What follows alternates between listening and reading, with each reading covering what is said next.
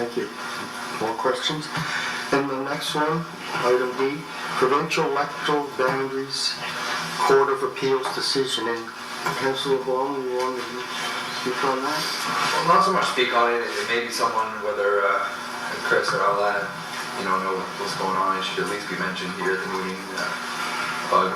It was emailed to me by a few people that we hadn't mentioned what was going on at our council meeting. If I may, having been part of the legal team that was successful, do you want to hear me? Or Yes. Is that okay? Okay. Yes. Yes. What do you mean? No. Okay, sorry. Just kidding. No, we were successful in having the Court of Appeal determine that the amendments of 2012 were in fact unconstitutional. Therefore, it throws it back into the provincial government. Provincial government does its electoral boundaries reviews every 10 years on the twos, 1992, 2002, 2012, and the upcoming one is 2022. Therefore, the provincial government has to ponder and determine how it will deal with legislative amendments in order to accommodate this. Right now, the Fédération Acadienne, the client and our client in this matter, who was an intervener before the Court of Appeal, has to determine or has to deal with the government in order to obtain an order from the Court of Appeal as to exactly how that will be dealt with, because it's still an ongoing and developing process. Technically, at the moment, the last election was done with unconstitutional boundaries.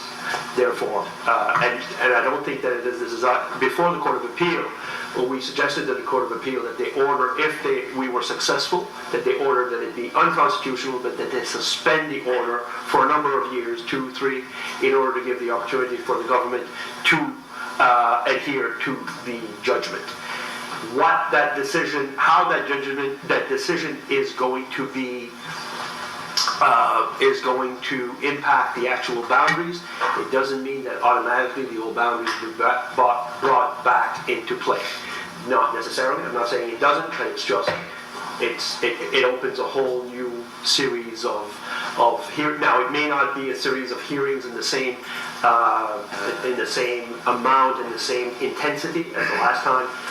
Again, that is to be left to the government to deal with it. There have been occasions at times where a commission of one was appointed, and the commission sat for one day, made recommendations, and and the House was in other jurisdictions, not in our jurisdiction, but it can happen as quickly as that. Again, it is in the government's hands to deal with at the moment.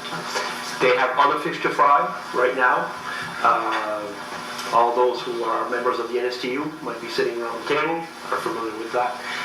Therefore, we've discussed it with our client and given our recommendations. It is up to them at this point. Thank you. And I know that that's not black, not white. It's in that gray zone, but that's where we are. That's where we are at the moment. Just wanted to hear someone who knew more than I did, I guess. Thank you. Councillor Surratt. I just had something to add in, and then maybe Rayan, you probably heard of this, and this is just a comment.